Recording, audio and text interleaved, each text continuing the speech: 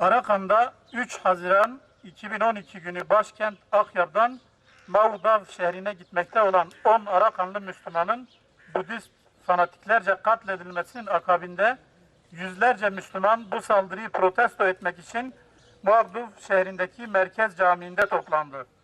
Burma polisi bu hareketi kendi varlıklarına tehdit, devlete karşı bir ayaklanma olarak nitelendirdi ve olaylara karışan Müslümanların cezalandırılmasına emrini verdi.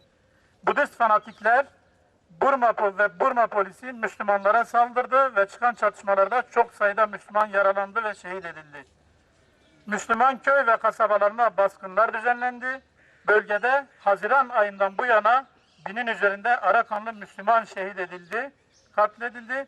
90 binden fazla Müslüman evsiz kaldı. Ya Rabbi, zalimlerin, diktatörlerin tahtlarını, saraylarını yerle bir et. Mazlum, güçsüz insanlara zulmedenleri kahreyle. Ya Rabbi, başta Arakan olmak üzere dünyanın dört bir yanında zulüm gören kardeşlerimize yardım et.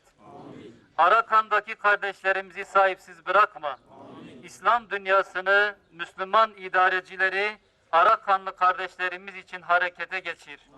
Ya Rabbi, senden Arakanlı çocukların, kadınların, mazlumların, mültecilerin yüzlerinin gülmesini talep ediyoruz. Dualarımızı geri çevirme. Biz de utananlardan değil, sevinenlerden olmak istiyoruz. Bizleri razı olduğun kullardan eyle ya Rabbi. Bizleri burada buluşturduğun gibi cennette de buluştur. Bizleri birbirimize cennet dostları, cennet arkadaşları kıl.